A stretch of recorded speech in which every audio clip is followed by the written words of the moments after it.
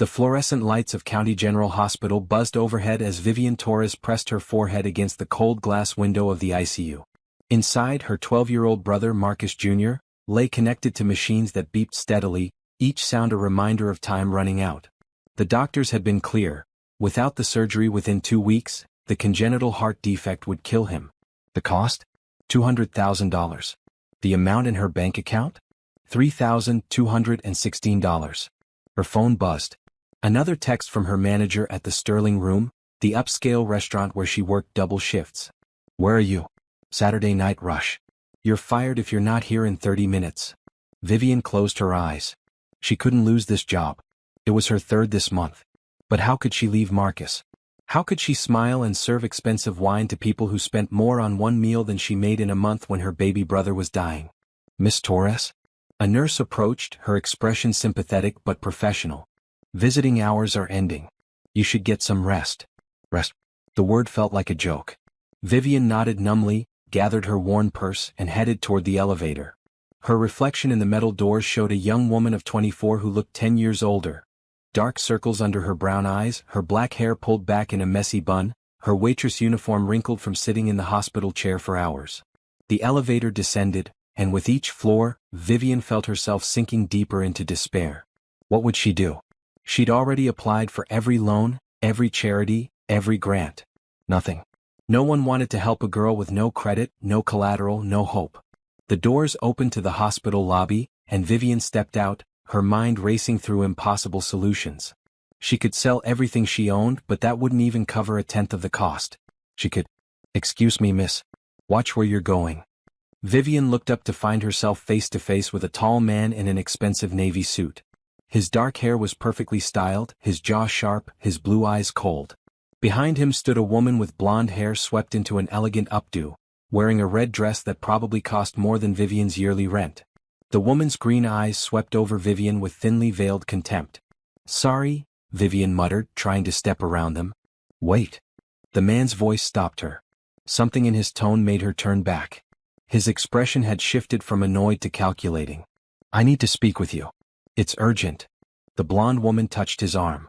Julian, we don't have time for this. The lawyer is waiting at the restaurant. Julian. Vivian recognized that name. Julian Blackwood. The billionaire CEO whose face was plastered across business magazines. Owner of Blackwood Industries, one of the largest tech companies in the country. What could he possibly want with her? Veronica, give me a moment, Julian said, his eyes fixed on Vivian. Veronica's perfectly painted lips pressed into a thin line. 5 minutes. Then we're leaving. She walked toward the hospital entrance, her heels clicking sharply against the tile. Julian turned his full attention to Vivian. What's your name? Vivian Torres. Why? How much do you need? The question was so unexpected that Vivian actually laughed, a bitter sound. Excuse me? I overheard you talking to the nurse earlier.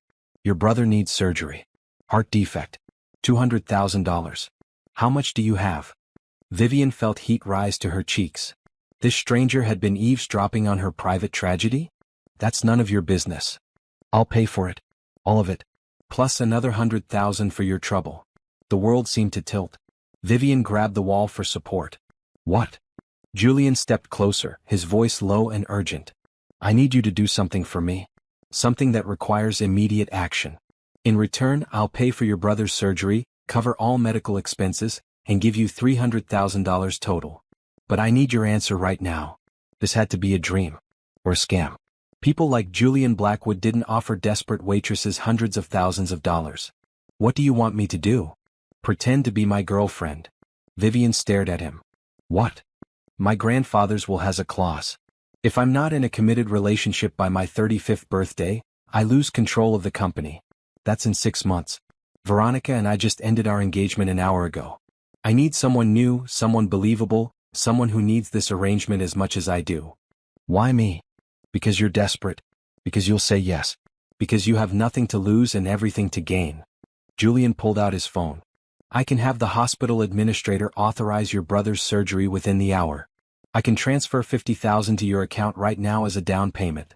All you have to do is walk outside with me, put your hand in mine, and smile at Veronica like you're the happiest woman alive. Vivian's mind spun. This was insane. Completely insane. But Marcus was upstairs dying, and this man was offering her the one thing she couldn't find anywhere else: hope. If I say yes, my brother gets the surgery immediately? Within the hour. I'll have my lawyers draw up a contract tomorrow, but the medical treatment starts tonight. You have my word. His word. The word of a billionaire she'd met 5 minutes ago. But what choice did she have? Let pride kill her brother? Let fear stop her from saving the only family she had left? Before we continue with Vivian's life-changing decision, I need to ask you something. Have you ever been in a position where you had to choose between your pride and saving someone you love? How far would you go to protect your family? Please subscribe and share your thoughts in the comments below. Your story might help someone else facing an impossible choice. Vivian looked up at Julian Blackwood.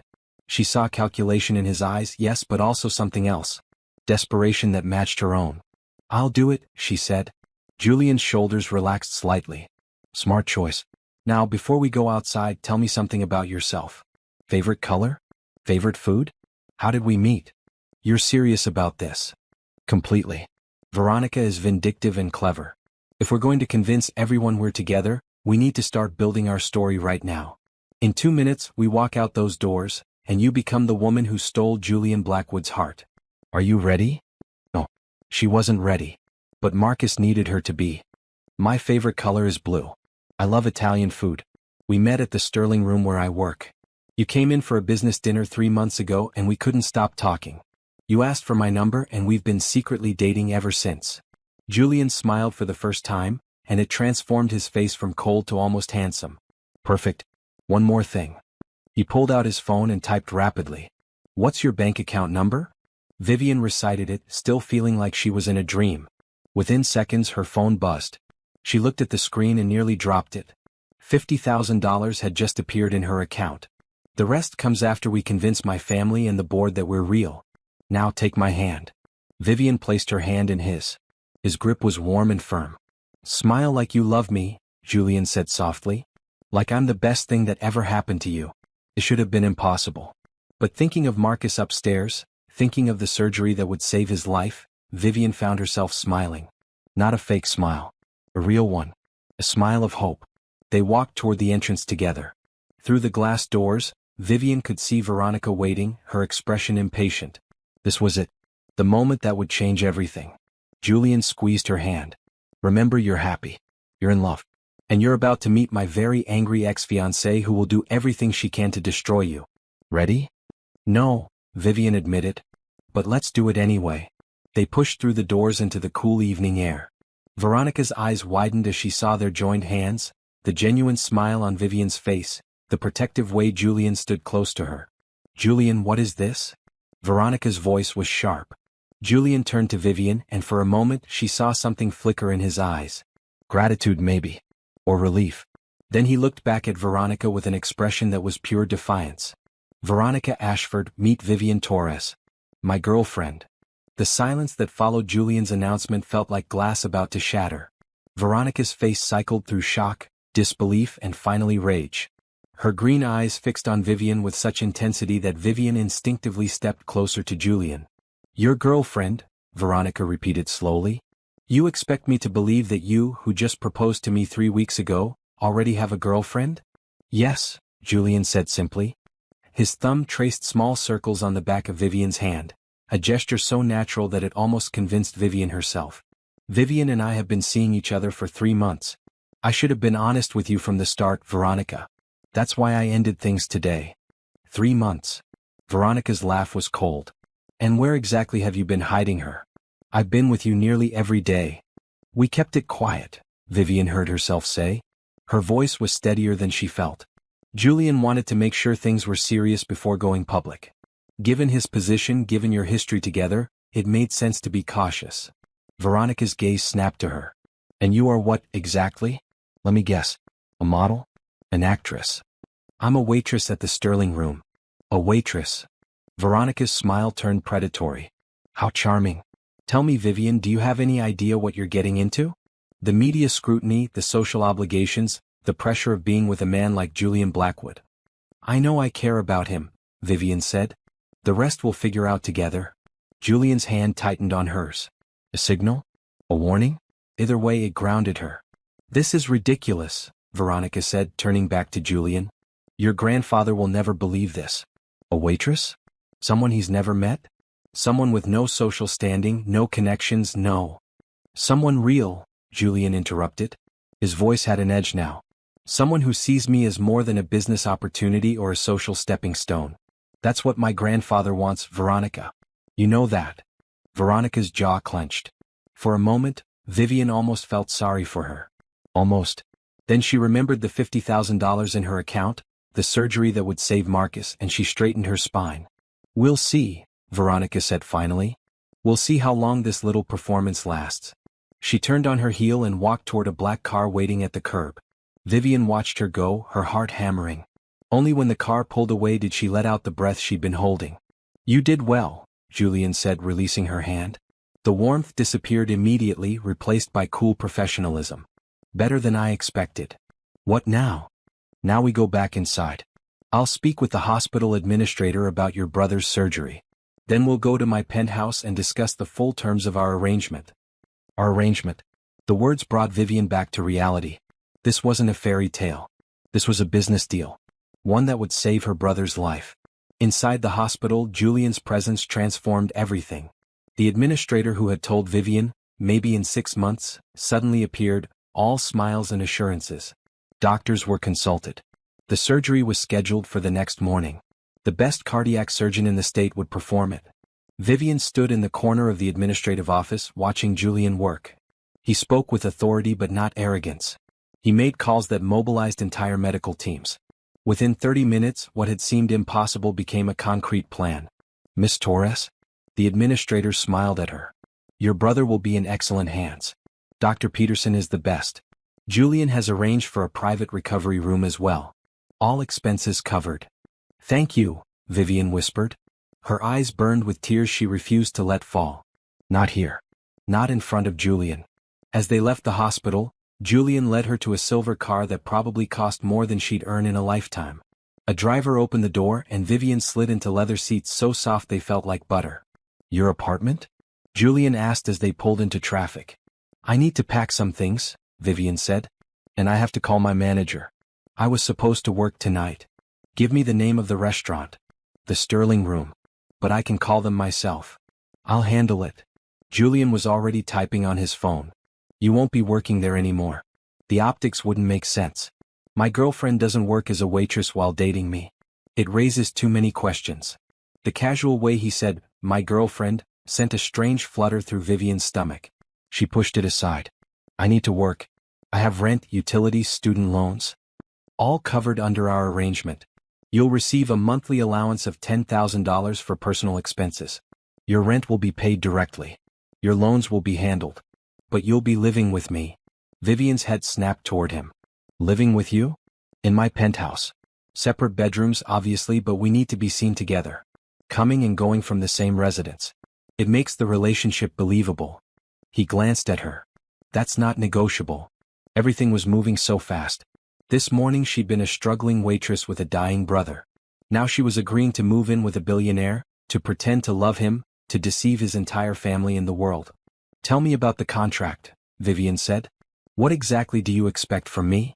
Julian's driver pulled up outside her apartment building, a rundown complex in a neighborhood that made Julian's driver lock the doors immediately. Come up, Vivian said. We should talk privately. Her apartment was a studio with stained carpet, a kitchenette that barely functioned, and windows that didn't quite close all the way. She watched Julian take it in, expecting judgment. Instead, his expression remained neutral. Sit, Vivian said, gesturing to her second-hand couch. I'm going to make coffee and you're going to explain everything. As she prepared the coffee, Julian spoke. The arrangement is simple. For the next 6 months, you'll be my girlfriend in every public sense. You'll attend events with me, meet my family, be photographed at my side. You'll live in my penthouse, learn about my business, and convince everyone, especially my grandfather, that we're genuinely in love. And in private? In private, we maintain professional boundaries. Separate bedrooms, separate lives when we're alone. This is a business arrangement, nothing more. Vivian handed him a mug and sat across from him. What happens after 6 months? My grandfather's clause requires me to be in a committed relationship on my 35th birthday. Once that date passes, we maintain the appearance for another month or two, then stage an amicable breakup.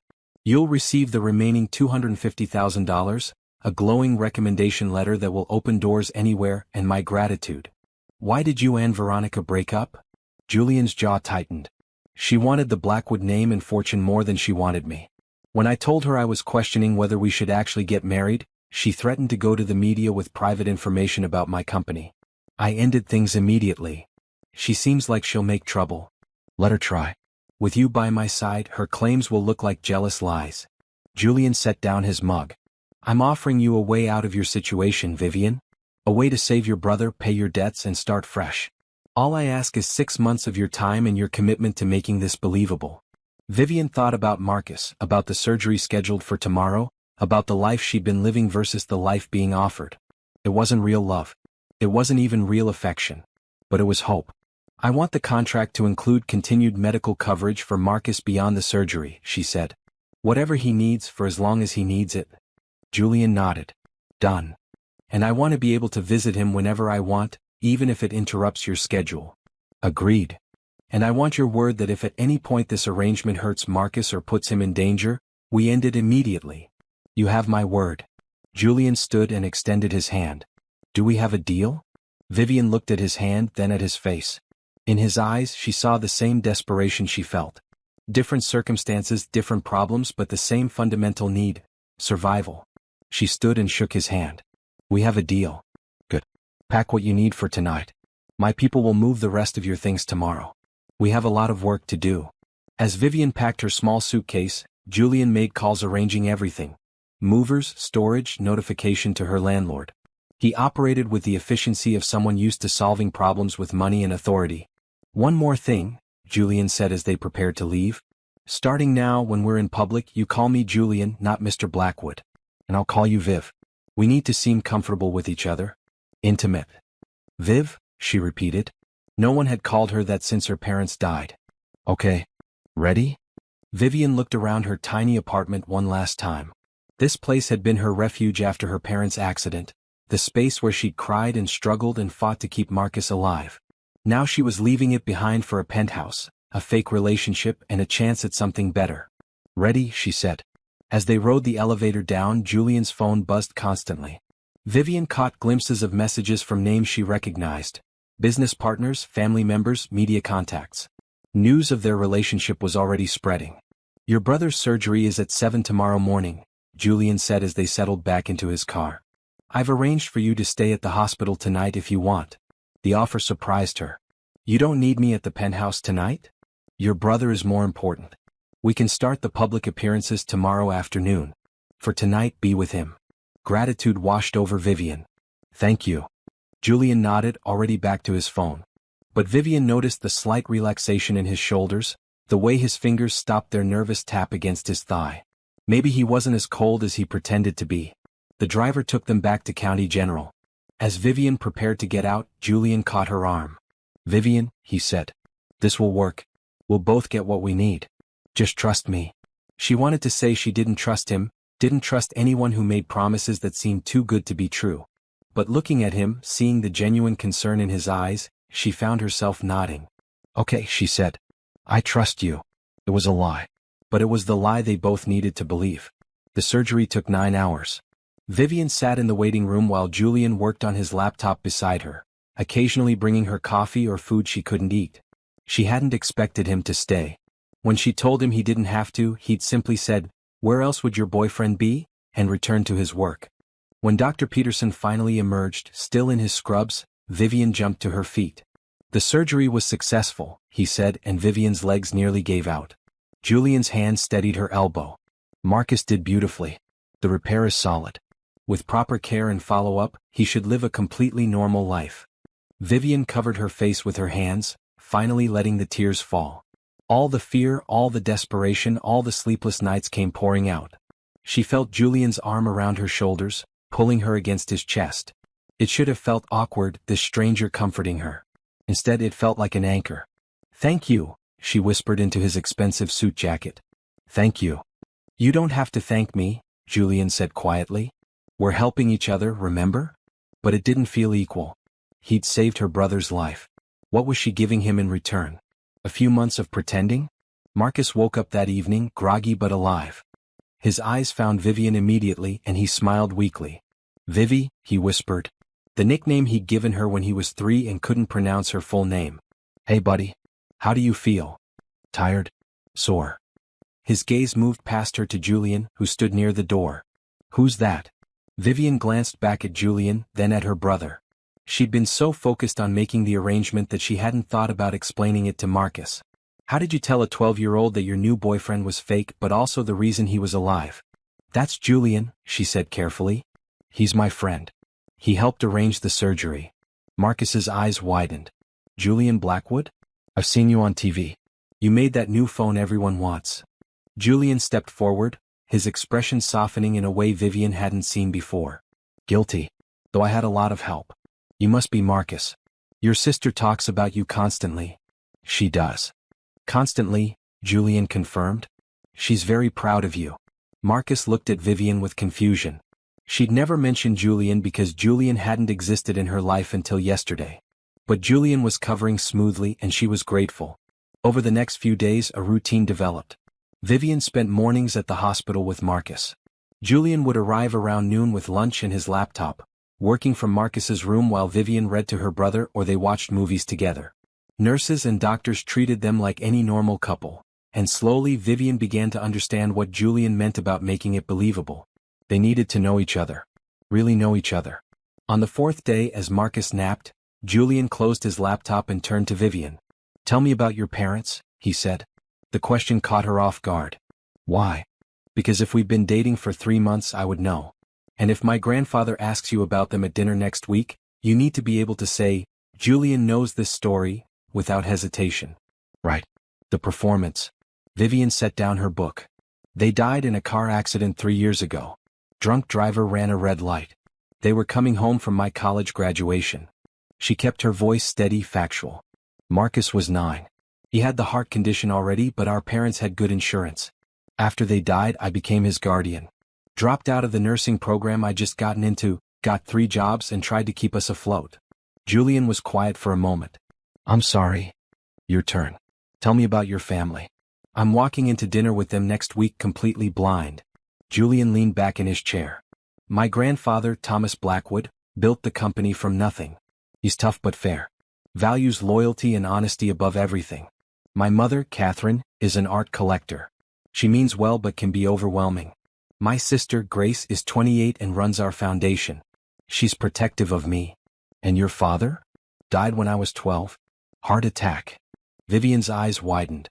"Marcus's age." "Yes." Julian glanced at Marcus sleeping peacefully. "I remember what it felt like being that age and terrified. At least Marcus has you. I had boarding schools and therapists." There was a vulnerability in his voice that made Vivian see him differently.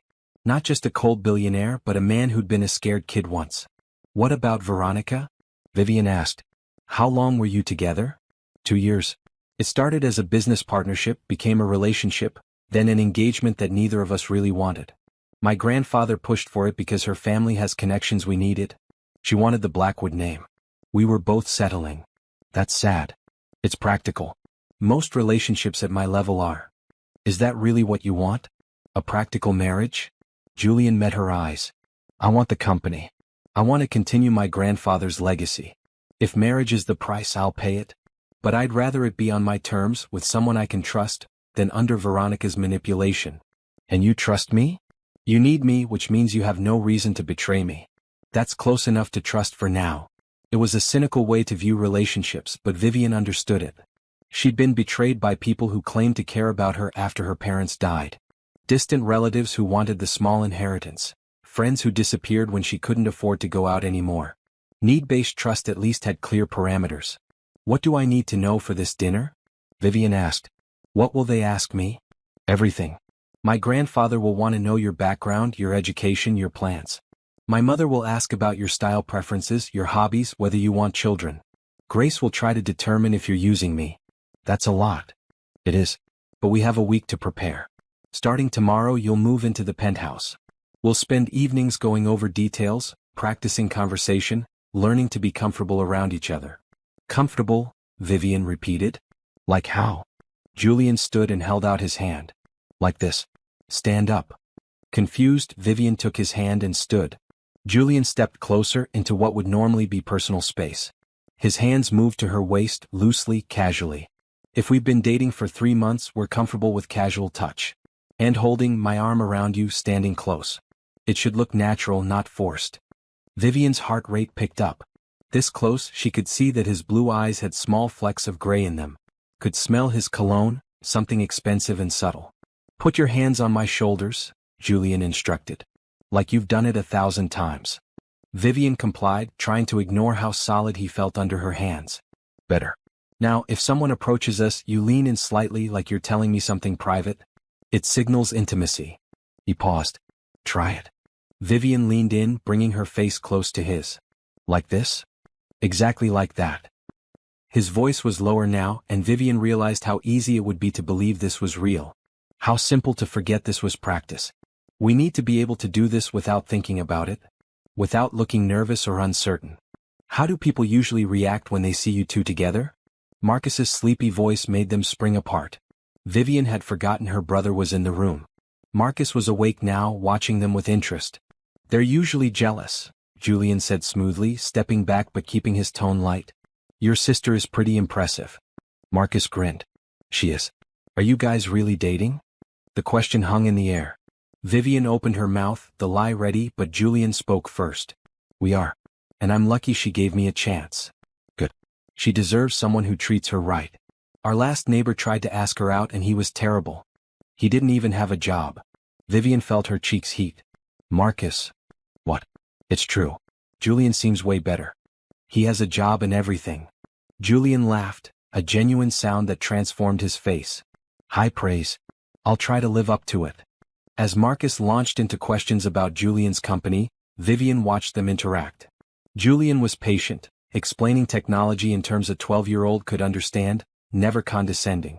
Marcus was animated in a way he hadn't been in months, excited and engaged. Maybe this arrangement wouldn't be so hard after all. Maybe they could pull this off. That evening, after Marcus fell asleep again, Julian drove Vivian to his penthouse. The building was in the most expensive part of the city, with a doorman who greeted Julian by name and a private elevator that required a key card. The penthouse itself was stunning. Floor-to-ceiling windows overlooked the city. Modern furniture in grays and whites filled the open space. Everything was clean, elegant, and impersonal. Your room is down this hall, Julian said, leading her to a bedroom that was larger than her entire previous apartment. Bathroom is through that door. The closet has basics, but we'll need to take you shopping tomorrow. Shopping? You'll need appropriate clothing for events. Gowns, cocktail dresses, business casual outfits. We have a charity gala this weekend. It's your first major appearance as my girlfriend. Reality settled over Vivian like a heavy blanket. This wasn't just moving in together and practicing small talk. This was stepping into Julian's world completely. A world where she didn't know the rules, the expectations, or how to navigate the social dynamics. Hey. Julian's voice was softer. You look terrified. I'm terrified. I'm a waitress, Julian. I've never been to a charity gala. I don't know which fork to use or how to talk to billionaires or any of this. You talk to me just fine. That's different. It's not. They're just people. Wealthy, often boring people who care too much about appearances. You smile, you ask polite questions, you stay by my side. That's all you need to do. Vivian sat on the edge of the massive bed. What if I mess up? Then we handle it together. That's the point of this arrangement, remember? We're a team. It was a strange concept, being part of a team with someone she barely knew. But looking at Julian, seeing the certainty in his expression, Vivian felt some of her fear ease. Okay, she said. Teach me. Teach me everything I need to know. Julian smiled. We start tomorrow. For tonight, rest. You've had a long few days. As he turned to leave, Vivian called out, Julian? Thank you. For staying at the hospital. You didn't have to do that. He paused at the door. Yes, I did. That's what boyfriends do, remember? But the way he said it, the small smile on his face, made Vivian wonder if maybe he was forgetting this was fake too. The charity gala for children's hospitals was being held at the Grand Belmont Hotel, a building so opulent that Vivian felt out of place the moment their car pulled up to the red carpet. Camera flashes exploded like fireworks. Reporters shouted questions. And she was about to step out in a sapphire blue gown that cost more than she used to make in 3 months. Remember, Julian said quietly, his hand on her knee. Smile, stay close to me, and if anyone asks difficult questions, defer to me. You're here as my guest, not for interviews. Vivian nodded, her throat dry. They'd spent the past 3 days preparing for this moment. Shopping for the perfect dress, practicing walking in heels, rehearsing their story until she could recite how they met in her sleep. But none of that felt adequate now. The door opened. Julian stepped out first, then turned and offered his hand. Vivian took it, allowing him to guide her onto the red carpet. The cameras went wild. Julian, over here. Who's your date? Is this your new girlfriend? What happened with Veronica Ashford? Julian's arm slid around Vivian's waist, pulling her close. She forced herself to smile, to lean into him slightly the way they'd practiced. His hand on her hip felt warm through the thin fabric of her dress. Julian Blackwood, you've been very mysterious about your personal life, a reporter called out. Care to introduce us? Julian turned them toward the camera with the easy confidence of someone who'd done this 1,000 times. This is Vivian Torres. And yes, before you ask, we're together. How long have you been dating? A few months, Vivian heard herself say. Her voice sounded steadier than she felt. We kept it quiet initially. Smart choice, another reporter said. Given the very public end to Julian's engagement last week, Veronica has been quite vocal about her side of the story. Vivian felt Julian tense slightly. They'd prepared for this, for Veronica's attempts to control the narrative. Veronica and I ended things amicably, Julian said firmly. We wanted different things. I wish her well. And you, Miss Torres, aren't you concerned about stepping into the middle of such a high-profile situation? Before Vivian could answer, a familiar voice cut through the noise. Concerned? Why would she be concerned? She got exactly what she wanted. Veronica Ashford stood 10 feet away, draped in a red dress that looked like liquid fire. Her blonde hair was styled in perfect waves, her smile sharp as glass. Behind her stood a man Vivian recognized from business magazines. Richard Sterling, CEO of Sterling Tech, Julian's main competitor. The reporters sensed blood in the water. Cameras swiveled between the two couples. Veronica, Julian said coolly. Richard, I didn't realize you'd be attending tonight. I wouldn't miss it, Veronica said, her eyes locked on Vivian. Especially not when there's such an interesting new development to witness. Tell me, Vivian, how does it feel to be Julian's rebound? The word hung in the air like a challenge. Vivian felt every eye on her, waiting to see if she'd crack under pressure. This was the test. This moment would define whether people believed her or dismissed her as exactly what Veronica claimed. A rebound, a placeholder, a fake. Vivian stepped forward, out of Julian's protective embrace. She met Veronica's gaze directly. I don't think about it that way, Vivian said calmly. I'm not interested in your history with Julian. I'm interested in our future together. But I can understand why you might frame it like that. It must be difficult to see him happy with someone else. Veronica's smile faltered. Richard Sterling's eyebrows rose slightly. Happy? Veronica laughed. Darling, he's not happy. He's desperate. Do you even know about the clause in his grandfather's will? About how he needs to be married by his birthday or he loses everything. I know, Vivian said. This was dangerous territory. One wrong word and the entire arrangement could unravel. Julian told me about it on our second date. He was honest about the pressure he's under.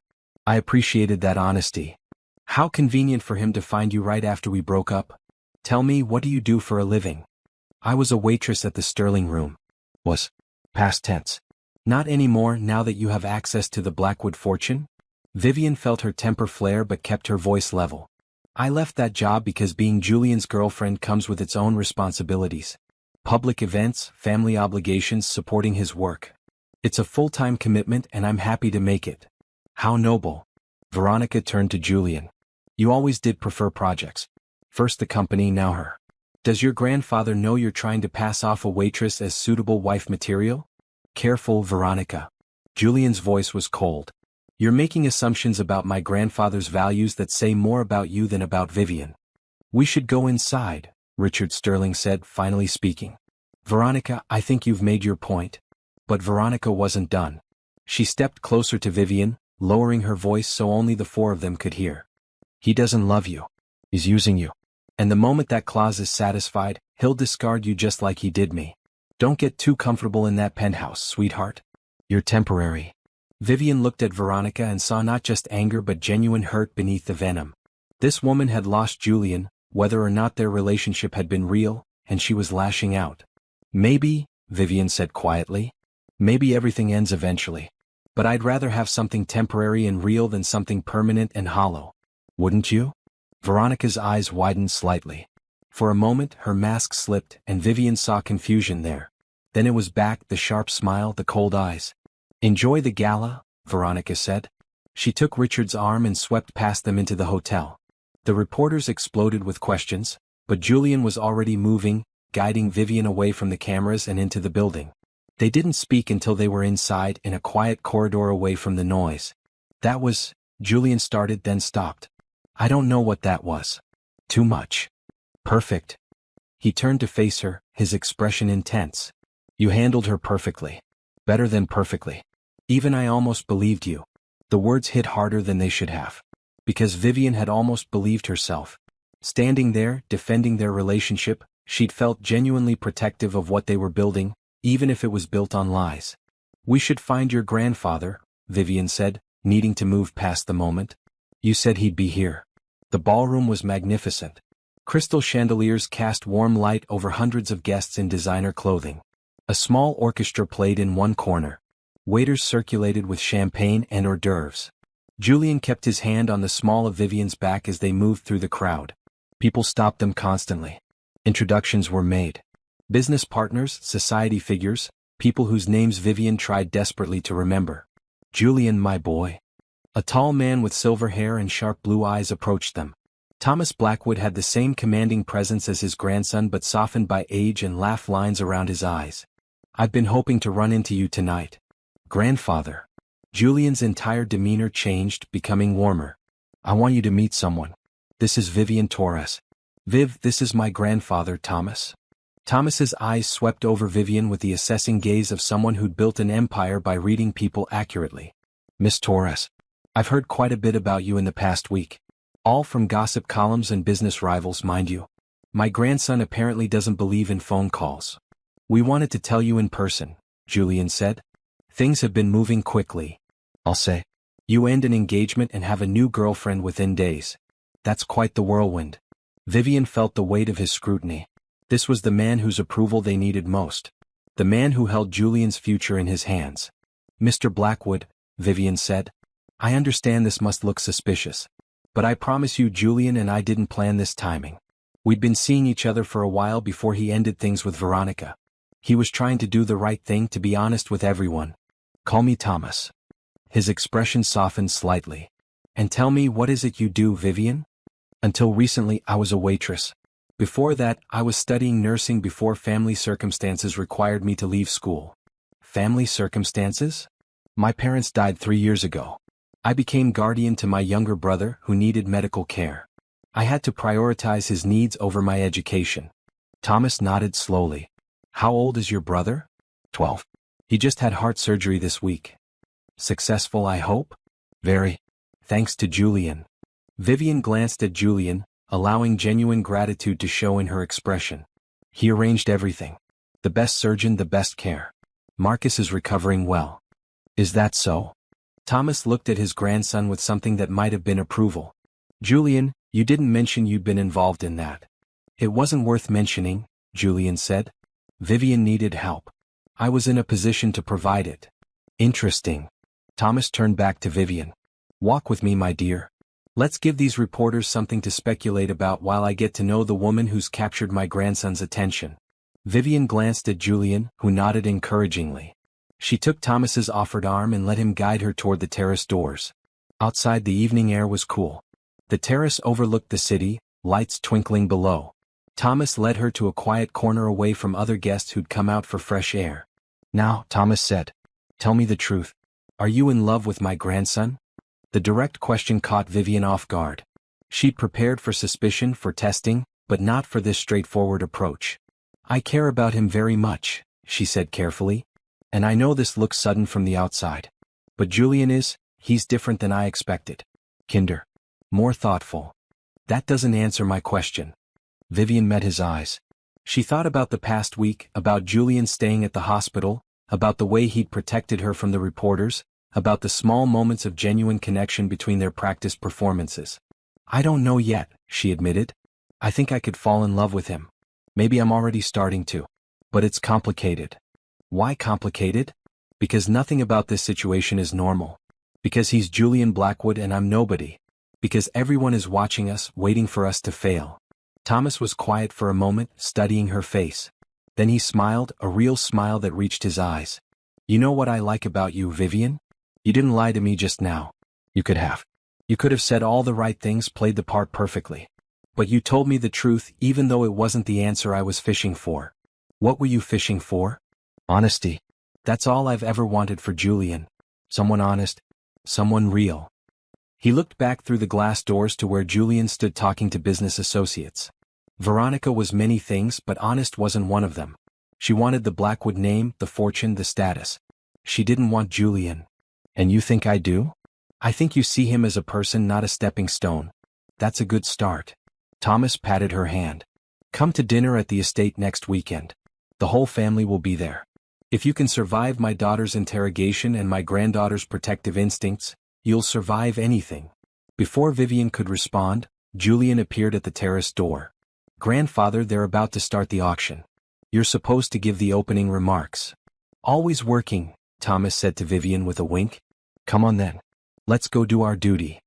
As they walked back inside, Thomas pulled Julian aside briefly. Vivian couldn't hear what was said, but she saw Julian's surprised expression, saw Thomas clap him on the shoulder, saw something pass between them that looked like approval. Julian returned to her side as Thomas headed toward the stage. Now, I want to pause and ask you something. Have you ever had to convince someone that your relationship was real when you weren't even sure yourself? Have you ever felt yourself falling for someone you were supposed to keep at a distance? This story is about to get more complicated. If you want to see what happens next, subscribe to the channel and drop a comment telling me what you think Vivian should do. Should she protect her heart or let herself fall? What did he say? Vivian whispered. Julian's expression was unreadable. He said you're either the best actress he's ever met, or I'm the luckiest man in this room. He paused. He also said if I hurt you, he'll give the company to Grace instead. He was joking. He wasn't. Julian took her hand, threading his fingers through hers. Which means we must be doing something right. As Thomas began his speech, Vivian felt the warmth of Julian's hand in hers. Felt the solidness of him beside her. And wondered when exactly she'd started to forget this was supposed to be pretend. The week following the gala fell into a pattern that felt strangely domestic. Vivian spent her mornings at the hospital with Marcus, who was recovering rapidly. Julian would arrive around lunch with food from different restaurants, claiming he was conducting research on the best meals for growing boys. Marcus adored him, and Vivian found herself watching their interactions with a warmth she hadn't expected. So if I add more RAM to my computer, Marcus was saying, his laptop open on the hospital bed, the programs will run faster? Exactly, Julian said, leaning over to look at the screen. But you also need to consider your processor speed and graphics card. It's all about balance. Like a team, Marcus said. Every part doing its job. Just like a team. Julian glanced at Vivian and smiled. Something flipped in her chest. These moments were happening more frequently.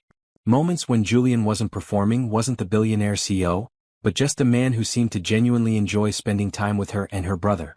Moments when Vivian forgot to maintain her guard. I have meetings this afternoon, Julian said, checking his watch. But I'll be back for dinner. Marcus, you want me to bring that book you mentioned? The one about coding for beginners? Yes, please. After Julian left, Marcus turned to Vivian with a knowing look. What? She asked. You like him?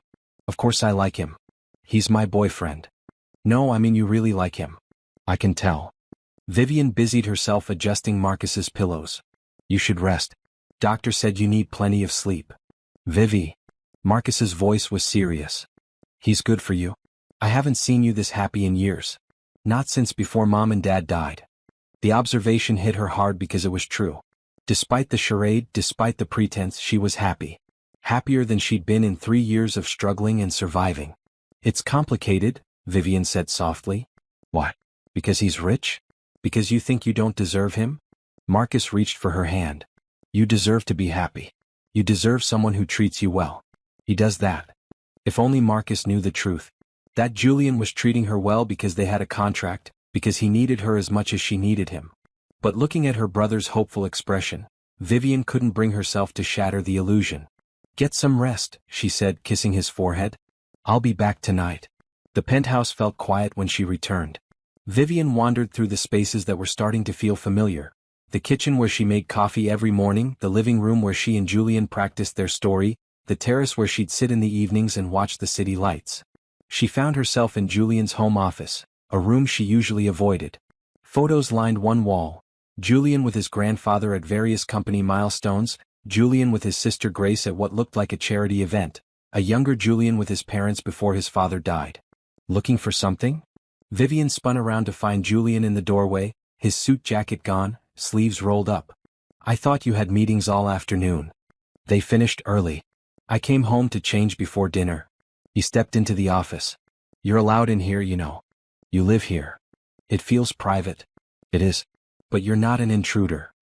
He moved to stand beside her, looking at the photos. That one was taken the day the company went public. I was 28 and convinced I knew everything. You look happy. I was terrified. Grandfather had just handed me control of everything he'd built. The pressure was enormous. Is that when Veronica came into your life? A year later. She was dating one of my business partners. We'd see each other at events, started talking. It was convenient more than anything else. Her family's connections, my need for stability. That sounds lonely. Julian looked at her, his expression unguarded. It was. But I told myself it was worth it. The company was growing. We were innovating. Making a difference. Personal happiness seemed like a luxury I couldn't afford. And now I'm standing in my office with a woman who's supposed to be fake but feels more real than any relationship I've ever had. The words hung between them. That terrifies me. Vivian's breath caught. Julian? I know this is an arrangement. I know we have an end date. I know this isn't supposed to be real. He turned to face her fully. But somewhere between practicing our story and watching you with your brother, I forgot to keep my distance. Me too, Vivian whispered. I keep telling myself this is temporary, that I need to protect myself. But then you do something thoughtful, or you make Marcus laugh, or you look at me like you're looking at me right now, and I forget every reason I should stay detached. They stood inches apart. Vivian could see the conflict in Julian's eyes, the same conflict she felt. Wanting something that didn't fit the parameters they'd set. Feeling something that wasn't part of their contract. This complicates things, Julian said. I know. We should probably step back. Maintain professional boundaries. We should. Neither of them moved. Julian's hand came up slowly, giving her time to pull away. When she didn't, his fingers brushed her cheek, tucking a strand of hair behind her ear. The gesture was so gentle that Vivian's eyes closed involuntarily. Vivian. Her name on his lips sounded like a question. Before she could answer, his phone rang, shattering the moment. Julian stepped back, pulling the phone from his pocket. It's Grace. I should take this. Vivian nodded, not trusting her voice. As Julian left the room, she released the breath she'd been holding. What were they doing? Falling for each other wasn't part of the plan. It created risks, vulnerabilities, the potential for real heartbreak when this inevitably ended. But as she stood in his office, surrounded by pieces of his life, Vivian couldn't deny what was happening. She was falling for Julian Blackwood. Not the billionaire CEO, not the man who'd saved her brother, but the person beneath all of that. The man who stayed at hospitals, who patiently explained technology to a 12-year-old, who looked at her like she mattered. Julian returned a few minutes later, his expression troubled. That was Grace. The family dinner at the estate has been moved up to tomorrow night. Apparently, my mother has been calling daily demanding to meet you, and Grace can only deflect for so long. Tomorrow? Vivian's anxiety spiked. I thought we had more time to prepare. So did I. But my mother is persistent when she wants something. Julian ran a hand through his hair. We'll spend tonight rehearsing. Going over everything you need to know about the family, about how to handle their questions. They ordered dinner and spread out in the living room with notebooks and photos. Julian walked Vivian through his family tree, shared stories about his mother's art obsession and Grace's fierce loyalty, explained the dynamics that had shaped his childhood. My mother will ask about wedding plans, Julian said. She's traditional that way. When she hears we've been dating for 3 months, she'll want to know our timeline. What should I say? That we're taking things one step at a time. That we want to be sure before making such a big decision. Is that what you want? To be sure first. Julian looked at her for a long moment. I don't know anymore. A week ago, I would have said I never wanted a real marriage, just the appearance of one. Now I'm not so certain about anything. They worked late into the night, but the energy between them had shifted after their moment in the office. Every accidental touch felt charged. Every shared glance lasted a beat too long. Around midnight, Vivian yawned for the third time. We should stop, Julian said. You need sleep. Tomorrow will be intense. I'm too nervous to sleep. Want to watch something? We could put on a movie, decompress before bed. They settled on the couch, a mindless comedy playing on the massive television. Vivian found herself relaxing into the cushions, into the moment. Halfway through the movie, her head drifted onto Julian's shoulder. His arm came around her, natural and easy. This is nice, she murmured. It is. Julian? What happens if this becomes real? If we both want it to be more than an arrangement? His hand traced gentle patterns on her arm. I don't know. We'd have to figure it out together. Renegotiate our terms. And if it doesn't work? If we try for real and fail? Then at least we tried. At least we didn't walk away wondering what if. He paused. But I don't want to pressure you, Vivian. You came into this needing help, not a real relationship. If you want to keep things as they are, I'll respect that. Vivian tilted her head to look up at him. What do you want? I want to kiss you. Not for practice, not for appearances. Just because I want to. Her heart hammered. Then do it. Julian's hand cupped her face, his thumb brushing her cheek. He leaned down slowly, giving her every opportunity to change her mind. When his lips met hers, it was gentle at first, tentative.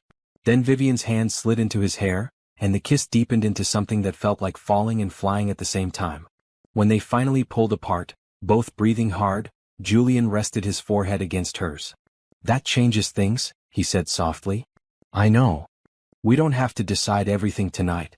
We can take this slow, see where it goes. What about your grandfather's clause? The 6-month timeline. What about it? Whether this is real or not, we still need to convince my family we're together. The difference is now I actually want to convince them. Now I'm hoping this doesn't end when the 6 months are up. Vivian's chest felt tight with emotion.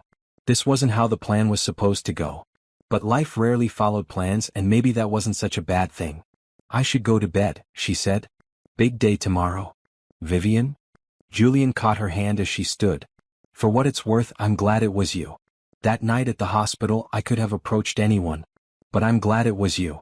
Me too, she whispered. In her room, Vivian lay awake for a long time, her fingers touching her lips where Julian had kissed her. Everything had changed with that kiss. The arrangement had become something more, something that felt fragile and precious and terrifying. Her phone buzzed with a text from Marcus. Can't sleep. Too excited about getting discharged next week. Julian said he's setting up a room for me at the penthouse. Is that okay? Vivian smiled.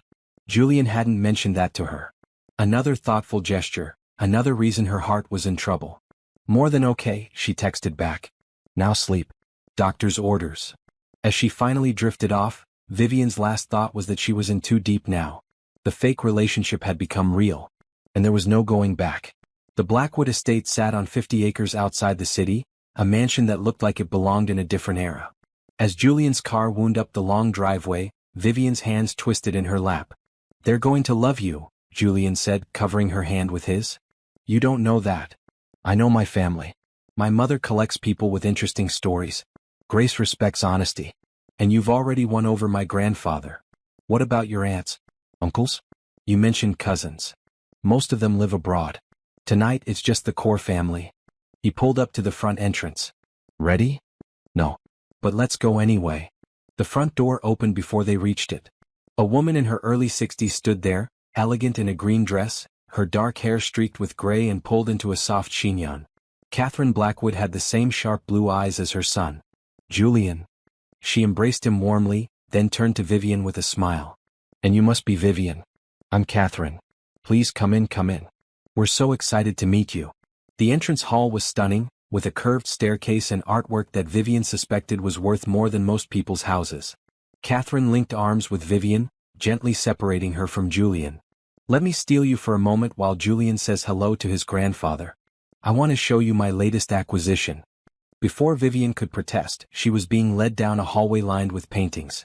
Catherine stopped in front of a large abstract piece, blues and silvers swirling together. What do you think? Catherine asked. Vivian studied it honestly. It's beautiful. The colors make me think of water and moonlight. There's movement in it like waves. Exactly. Catherine beamed. The artist said she was painting the ocean at night during a storm. You have a good eye. She turned to face Vivian. Now tell me honestly. Are you prepared for this family? We can be overwhelming. I'm prepared to try. Good answer. Catherine's expression softened. Julian has been alone for too long, surrounded by people who want things from him. When I heard about how you met, I was skeptical. It seemed too convenient, too fast. Vivian's heart sank. Had Catherine already seen through them? But then Thomas told me about your conversation at the gala. About how you admitted you weren't sure if you loved Julian yet. That honesty impressed me. Catherine took Vivian's hand. I'm not asking you to promise me forever. I'm asking you to be genuine with my son. Don't pretend feelings you don't have, but don't hide the ones you do. Can you do that? I can, Vivian said, meaning it. Then we'll get along beautifully. Come, let's join the others before Grace sends out a search party. The living room was enormous, with comfortable furniture arranged around a fireplace large enough to stand in. Thomas stood by the bar, fixing drinks. Julian was talking to a younger woman with dark hair and her father's blue eyes, Grace. Grace looked up as they entered, and Vivian felt the assessment immediately. This was the protective sister Julian had warned her about. Vivian, Grace said, standing. I'm Grace. It's nice to finally meet the woman who's caused such a stir. They shook hands. Grace's grip was firm, her smile polite but guarded. I've heard wonderful things about your foundation work, Vivian said. Julian mentioned you focus on education initiatives. I do. It's important to create opportunities for kids who wouldn't otherwise have them. Grace tilted her head slightly. Speaking of which, I understand you have a younger brother? How's he doing? Much better. He was discharged from the hospital yesterday. The surgery was successful. That must have been terrifying for you. Being responsible for a child at such a young age. It was. But Marcus is worth it. He's resilient and brilliant. Reminds me why I do everything I do. And now Julian's helping support him? There it was, the real question beneath the polite conversation. Was Vivian using Julian for his resources? Julian has been incredibly generous, Vivian said carefully. But I'm not with him because of what he can provide for Marcus. I'm with him because he makes me want to be better. Because he sees me as a person, not just a problem to solve. Grace studied her for a long moment, then smiled, this time with genuine warmth. Good. He needs someone who challenges him. All the women he's dated before just agreed with everything he said. Even Veronica? Especially Veronica. She was calculating, always positioning herself for maximum advantage. You don't strike me as calculating. I'm too tired to calculate. Life's been about survival, not strategy. Grace laughed. I like you. Fair warning though, if you hurt my brother, I will make your life very difficult. I have resources and no qualms about using them. Grace, Julian appeared at Vivian's side. Stop interrogating her. I'm not interrogating. I'm getting to know her. There's a difference. Dinner was served in a formal dining room with a table that could seat 20. The 5 of them clustered at one end, creating an intimate atmosphere despite the grand setting. The conversation flowed easily. Catherine's stories about her latest gallery opening, Grace's updates on foundation projects, Thomas's opinions on market trends. Vivian found herself relaxing, contributing to conversations, even laughing at Thomas's dry humor. These people weren't the intimidating billionaires she'd expected. They were a family with inside jokes and comfortable dynamics and genuine affection for each other. So Vivian, Catherine said as dessert was served, Julian mentioned you were studying nursing before your parents passed. Do you plan to return to school? The question caught Vivian off guard. In all their planning, they hadn't discussed her future beyond the 6-month arrangement. I'd like to, she said honestly. But with Marcus still recovering, school isn't practical right now. Maybe once he's older, more independent. What if you could do both? Grace asked. What if there was a way to pursue your degree while still being available for Marcus? I don't see how. Online programs. Flexible scheduling. My foundation actually has a scholarship initiative for people in situations like yours. Adults who had to pause their education due to family circumstances. Vivian looked at Julian, who seemed as surprised as she was. I didn't know you had that program, he said to Grace. We just launched it last quarter. The board approved it based on research showing how many talented people never complete their degrees because of caring for family members. Grace turned back to Vivian. If you're interested, I'd be happy to connect you with the program coordinator. That would be amazing. Thank you. Don't thank me yet. You'd have to apply like everyone else, meet the qualifications. But from what Julian's told me about you, I think you'd be a strong candidate. Catherine reached over and squeezed Vivian's hand. A nurse. That's wonderful. We need more compassionate healthcare workers. I always thought so, Vivian said softly. After my parents died, the nurses at the hospital were so kind to Marcus. I wanted to be that for other people. Someone who helps during the worst moments. You'll make an excellent nurse, Thomas said. You have the temperament for it. Calm under pressure. The compliment meant more than Thomas could know. These people, Julian's family, were accepting her not because of Julian but because of who she was. The realization made her chest tight. After dinner, Grace pulled Vivian aside while Julian helped his mother select wine for the sitting room. I owe you an apology, Grace said. I was suspicious of you when I first heard about this relationship. The timing seemed off. I understand. You're protecting your brother. I am. But I was also projecting. Veronica hurt him, made him even more guarded than he already was. I didn't want to see him go through that again. Grace leaned against the hallway wall. But watching you two tonight, the way you look at each other, the way he touches your hand when he thinks no one's watching, that's not fake. Vivian's pulse quickened. Grace. I'm not asking for details. I just want you to know that I see it. Whatever started this relationship, it's become something real. And I'm glad. Julian deserves someone who makes him happy. You do that. He makes me happy too. Good. Then we're on the same team. Grace smiled. Fair warning, my mother is about to bring up weddings. She can't help herself. Just smile and nod. She means well. They returned to the sitting room where Catherine was indeed discussing wedding venues with Thomas, who looked amused by his daughter's enthusiasm. I'm not saying you should get married tomorrow, Catherine said as Vivian and Grace entered. But when the time comes, the gardens here would be beautiful. We could do a spring ceremony, maybe April or May. Mother, Julian said with exasperated affection. We've been together 3 months. Yes, and you're not getting any younger. Neither of you are. I'm 34, not ancient. And Vivian is 24. Perfect ages to start a family. Vivian nearly choked on her wine. Family? They'd barely figured out if this relationship was real. Catherine, you're terrifying them, Thomas said with a chuckle. Give the young people some breathing room. I'm just saying it's something to think about. Julian, you know the clause. You need to be in a committed relationship by your birthday. A wedding would certainly satisfy that requirement. The clause says committed relationship, not marriage, Julian pointed out. True, but marriage shows permanence. Stability. The board would see it as you fully embracing the responsibility of leadership. The conversation continued, but Vivian's mind was racing. Marriage. The word shouldn't have made her stomach flip. This was still an arrangement, still temporary. Except it didn't feel temporary anymore. Not after last night's kiss, not after the way Julian looked at her across the dinner table, not after meeting his family and feeling like she belonged. I think we should head back, Julian said, rescuing her. Vivian needs to check on Marcus, and I have early meetings tomorrow. Goodbyes were warm. Catherine kissed Vivian's cheek and made her promise to come back soon. Grace slipped her the foundation coordinator's contact information. Thomas walked them to the door. You did well tonight, he told Vivian. You held your own with this group. That's not easy. They're wonderful, Vivian said honestly. Thank you for welcoming me. Thank Julian. He chose well. Thomas clapped his grandson on the shoulder. Don't mess this up, boy. In the car driving back to the city, Vivian and Julian were quiet. The evening had been wonderful but also overwhelming. The weight of what they were building, what it meant, hung between them. Your family is incredible, Vivian finally said. They liked you. Really liked you. Grace doesn't open up to people easily, and she was already planning your future education by dessert.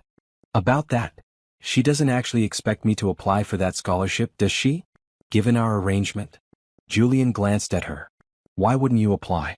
If you want to finish your degree, you should. Regardless of what happens with us. But if we're not really together after 6 months, then we're not. But that doesn't mean you shouldn't pursue your goals. Apply for the scholarship. Go back to school. Build the life you want. I'll support that either way. The casual way he said it, the certainty that he'd support her even after their arrangement ended, made Vivian's throat tight. Thank you, she whispered. They drove in comfortable silence for a while. Then Julian spoke again, his voice thoughtful. My mother brought up an interesting point tonight.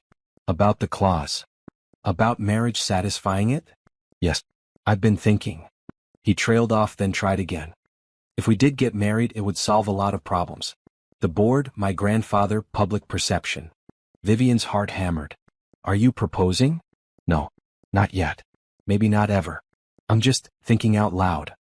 He pulled up to a stoplight and turned to look at her. But if I did propose, if I asked you for real this time, what would you say? It was an impossible question.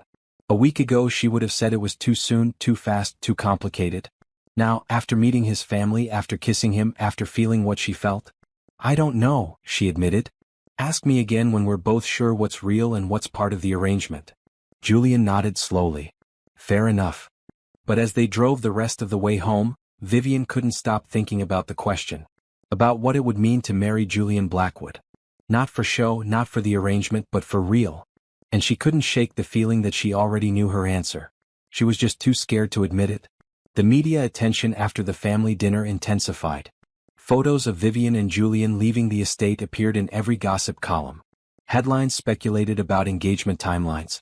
Social media dissected every detail of Vivian's dress, her background, her worthiness to be with Julian Blackwood. Most of it was noise Vivian learned to ignore.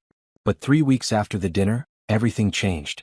She was at the penthouse with Marcus, who'd moved into his new room with enthusiasm. He'd covered one wall with posters of tech companies and was already planning modifications to his computer setup. Vivian was helping him organize when her phone exploded with notifications. What's happening? Marcus asked, looking up from his laptop. Vivian's hands shook as she scrolled through messages. Dozens of them, all containing links to the same article. The headline made her stomach drop.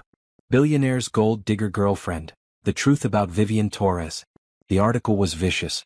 It detailed her financial struggles, her debts, the timing of Marcus's surgery and Julian's involvement.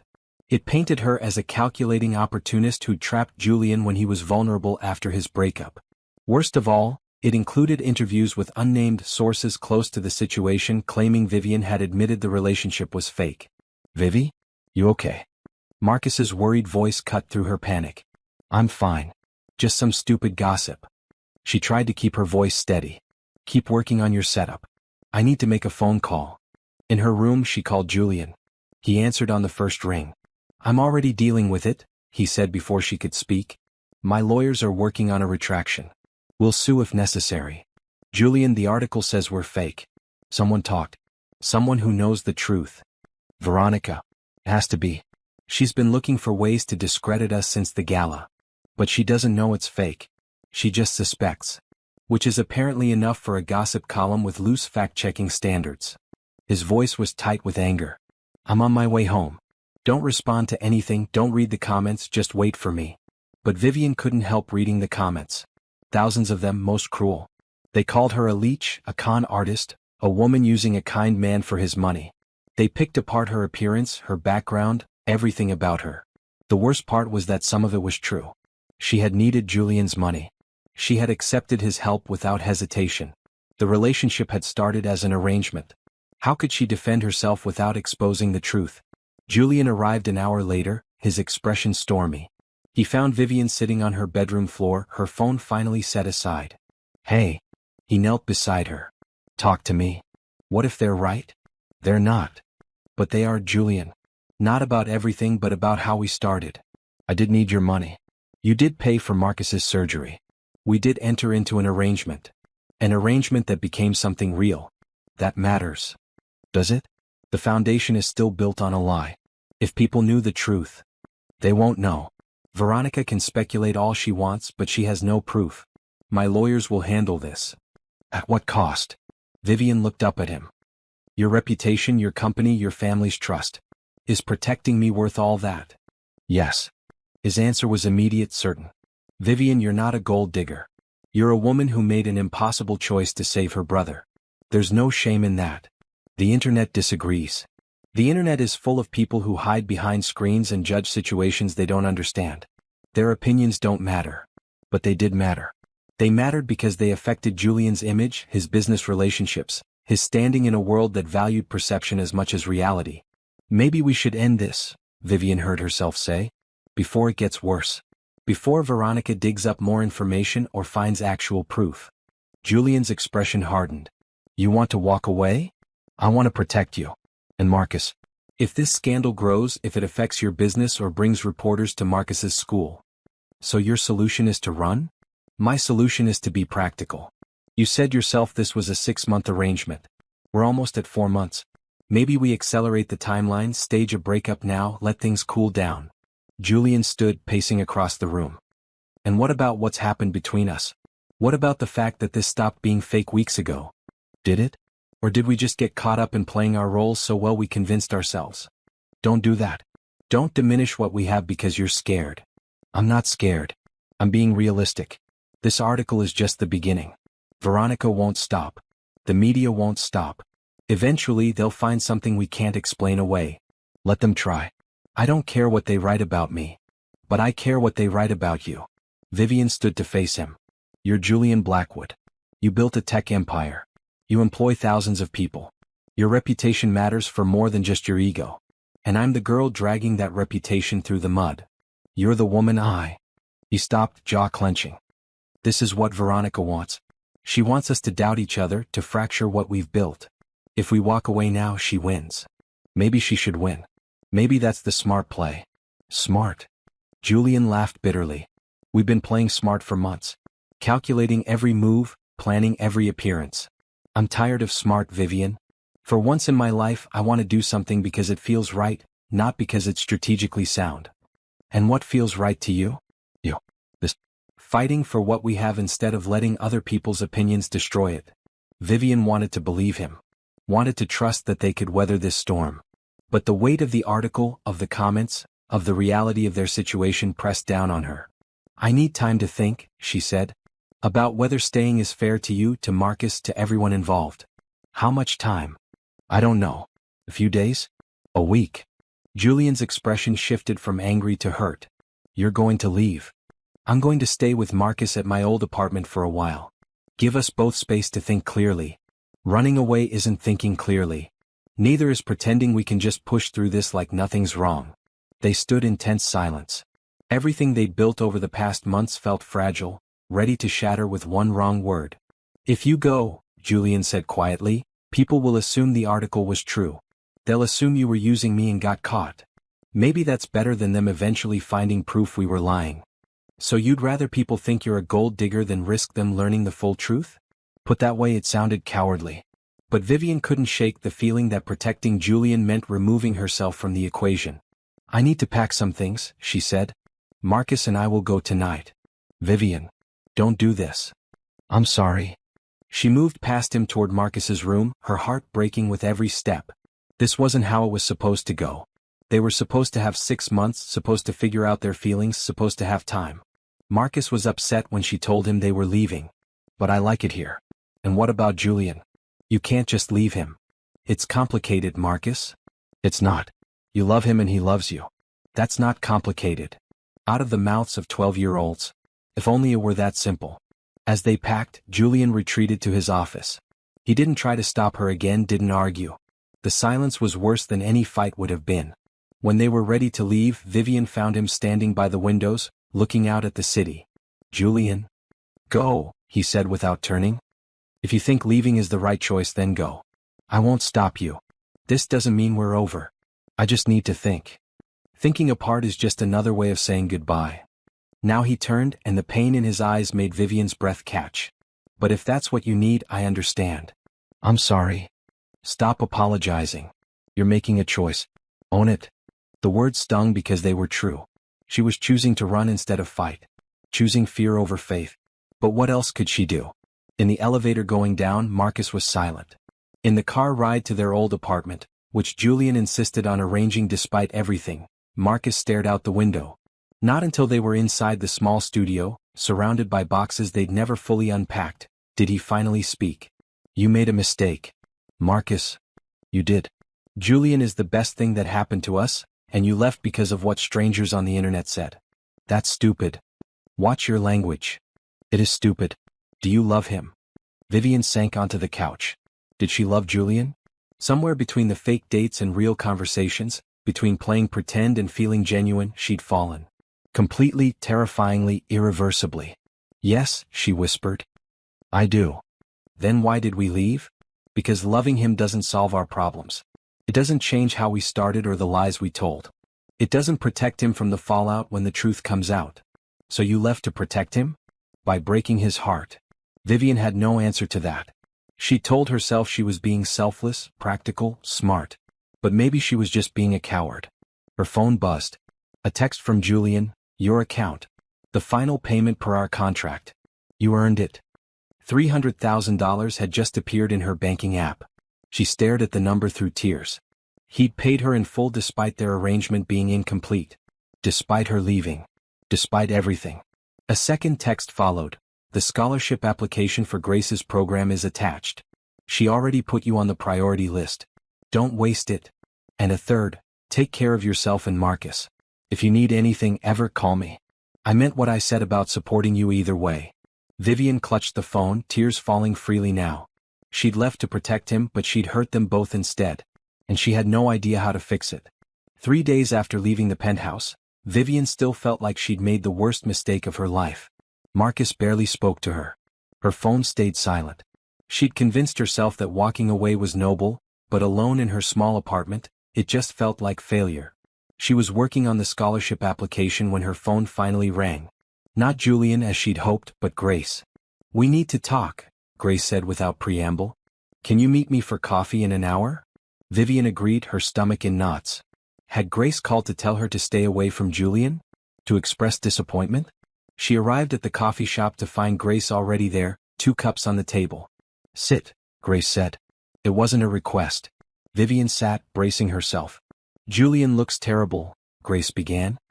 He's thrown himself into work, barely sleeping, snapping at everyone. My brother's been through breakups before, but this is different. This is breaking him.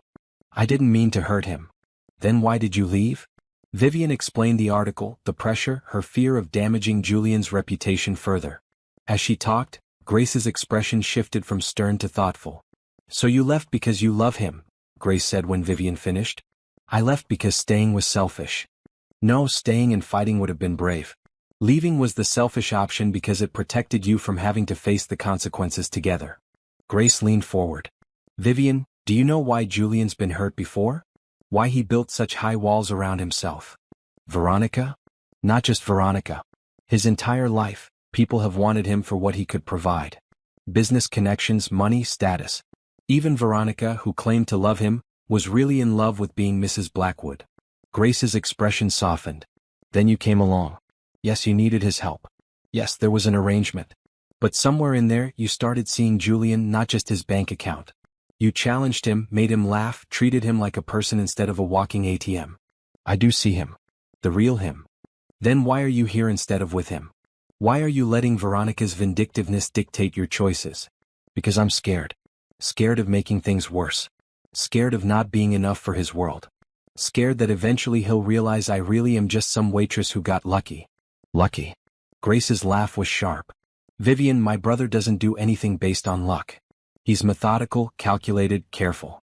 The fact that he fell for you wasn't luck. It was inevitable because you're exactly what he needed. Someone real in a world of facades.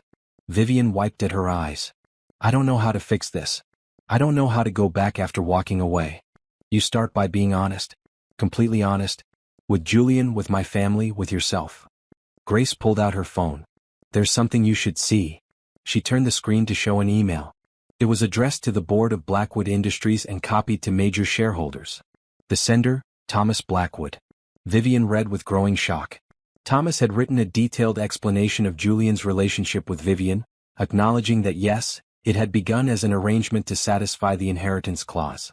But he defended both of them, explaining how genuine love had developed, how Vivian had never taken advantage, how Julian had never been happier.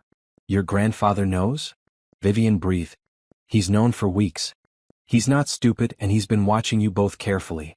He sent this email this morning after Julian came to him last night and told him everything. Grace took her phone back. The board meeting is tomorrow. Grandfather is proposing they remove the relationship clause entirely, arguing that Julian's proven his commitment to the company's future regardless of his personal life. What did they say? Most are on board. A few are suspicious but willing to listen. Veronica's father, who sits on the board, is predictably opposed. But grandfather has enough support to push it through. So Julian doesn't need me anymore. The clause might be removed. Is that really what you took from this? Grace shook her head. He doesn't need you for the clause. He needs you because he loves you. But he's too proud to chase after someone who walked away. I didn't know what else to do. You fight. You stand beside him at that board meeting tomorrow and tell the truth together.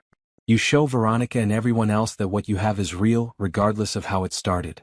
What if they don't believe me? What if they do? Grace stood. I'll send you the meeting details. 9 a.m. tomorrow at company headquarters. Julian doesn't know you're coming. You can surprise him or you can let him face it alone. Your choice. After Grace left, Vivian sat with her cold coffee, staring at nothing. She thought about Julian standing in front of his board, defending their relationship. She thought about him alone in that penthouse, working until exhaustion. She thought about the man who'd stayed at the hospital with her brother, who'd kissed her like she was precious, who'd looked at her like she mattered. Marcus was right. She'd made a mistake, and it was time to fix it. That evening she worked on a speech. What would she say to the board? How could she explain the arrangement without making it sound mercenary? She wrote and rewrote, crossing out lines and starting over. Finally, she gave up on preparation and decided to just speak from her heart. Whatever happened, she'd tell the truth. All of it. The next morning, Vivian dressed carefully in a navy blue suit she'd bought for court hearings when applying for guardianship of Marcus. It was simple, professional, and armor against her nerves. She left Marcus with a neighbor, promising to explain everything when she returned. Blackwood Industries headquarters was a gleaming tower of glass and steel. The lobby alone was intimidating, all marble and modern art. Vivian gave her name to security, her heart hammering. Grace met her at the elevator. You came. I came. Julian's already in the boardroom. He has no idea you're here. I haven't told anyone. They rode the elevator in silence. On the 40th floor, Grace led her down a corridor to massive wooden doors. They started 10 minutes ago. Grandfather is presenting his proposal. Grace squeezed her hand. This is brave what you're doing. Or stupid. Often the same thing. Grace pushed open the doors. The boardroom was exactly what Vivian expected. Enormous table, leather chairs, 15 people in expensive suits. Julian stood at the front beside his grandfather, mid-presentation. His eyes found her immediately, widening with shock. Everyone turned to look. I'm sorry to interrupt, Vivian said, her voice somehow steady. But I need to say something. I'm Vivian Torres, and I'm the reason you're all here discussing Julian's personal life. Thomas looked amused. Grace was smiling. Julian looked like he couldn't decide if he wanted to kiss her or yell at her. Miss Torres, a man at the table said, his tone cold. Vivian recognized him from photos. Richard Ashford, Veronica's father. This is a private board meeting.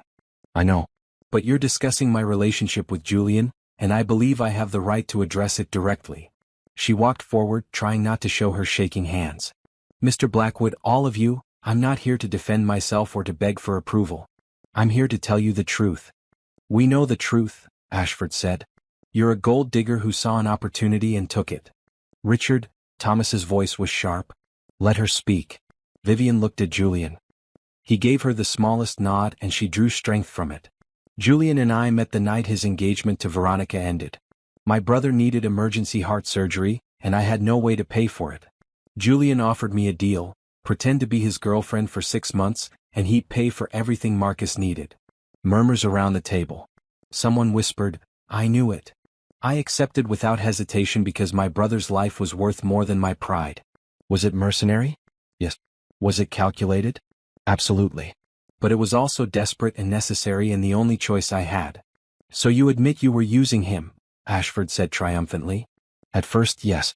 But something unexpected happened. We spent time together. Julian met Marcus, came to the hospital, became part of our lives. He was kind when he didn't have to be. Thoughtful when it served no purpose. He made me laugh, challenged me, saw me as a person instead of a problem. She turned to face Julian directly now, forgetting the board, speaking only to him. I fell in love with you. Not because you paid for Marcus's surgery, not because of the penthouse or the allowance or any of it. I fell in love because of how you talked to my brother about computers, because you stayed at the hospital even when you didn't have to, because you look at me like I'm worth something. Because you're brilliant and funny and kind in ways you don't show the world. Julian's expression was unreadable, but his hands gripped the edge of the table. I left because I was scared. Scared of the media attention, scared of damaging your reputation, scared that I wasn't enough for your world. I convinced myself that walking away was noble, that I was protecting you. But I was just being a coward. I was running from the best thing that ever happened to me because I didn't think I deserved it. Vivian turned back to the board. You want to know if I'm using Julian?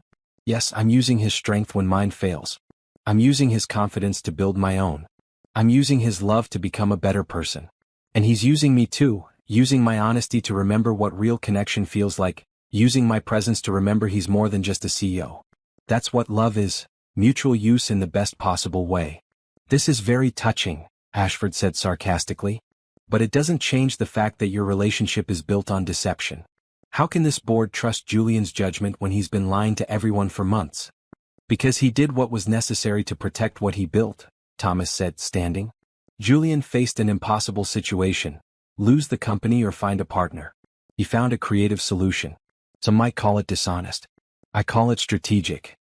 You're defending this? Another board member asked. I'm saying the clause was my mistake. I wanted Julian to find love, so I tried to force it through inheritance requirements. That was wrong. Love can't be mandated or scheduled. It develops in its own time in unexpected ways. Thomas looked at Julian and Vivian. These two found something real despite the circumstances. That's what matters. The shareholders will never accept this, Ashford argued. Then let them vote me out, Julian said, speaking for the first time since Vivian entered. I'm not willing to sacrifice Vivian to appease people who don't understand the situation. If this board requires me to end my relationship to maintain my position, then I choose her over the company. Shocked silence. Julian, Thomas said quietly. You don't mean that. I do. Grandfather, you built this company to create something meaningful, to make a difference. But you also taught me that some things are more important than business. Family. Well, integrity. Julian moved to stand beside Vivian. I love this woman. If choosing her means stepping down, I'll do it. Grace can run the company. She's more than capable. Hold on, Grace said. I appreciate the confidence, but let's not be hasty. This is ridiculous, Ashford said. All of this over some girl he barely knows? Watch your tone, Julian's voice was ice. Enough. Thomas held up his hand. I propose we vote on removing the relationship clause entirely. Julian has proven his commitment to this company through years of exceptional leadership. His personal life is his own business. All in favor? Slowly, hands rose around the table. 9 out of 15. Then 10. 11. Finally 13. Only Ashford and one other abstained. Motion carries, Thomas said. The clause is removed. Julian, your position is secure regardless of your relationship status. Julian barely heard him. He was looking at Vivian, really looking at her, like he was memorizing every detail. Can we talk? He asked quietly. Privately? Yes. They left the boardroom together, walked down the corridor in silence, and stepped into Julian's office. The door had barely closed before he spoke. You came. I came. Why? Because I love you. Because I was wrong to leave. Because fighting together is better than protecting alone. Julian crossed the space between them, his hands cupping her face. I thought I'd lost you. You almost did. I'm sorry. I'm so sorry for running, for doubting us, for everything. Don't apologize. You were scared. I understand scared. I don't want to be scared anymore. I want to try this for real. No contract, no timeline, no arrangement. Just us. Us, Julian repeated like he was testing the word. I like the sound of that. When he kissed her, it was different from their first kiss. This one was a promise, a beginning, a choice they were both making with open eyes. So what now? Vivian asked when they finally pulled apart. Now we figure it out together. No more running, no more pretending. We're real now in every way that matters. Your board might not all agree.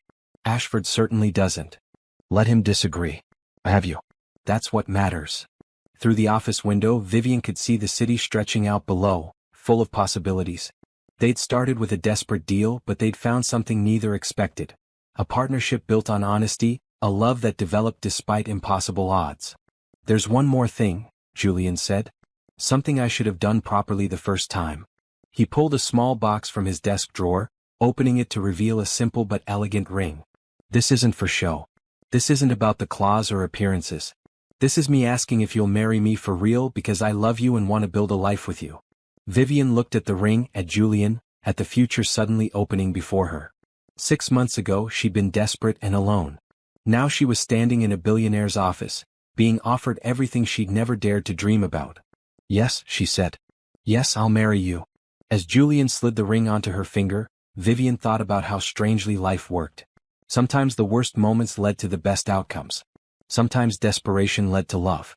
Sometimes fake relationships became the most real thing in your life. And sometimes, just sometimes, the end of one story was really just the beginning of another. The ring on Vivian's finger felt like a promise and a question all at once.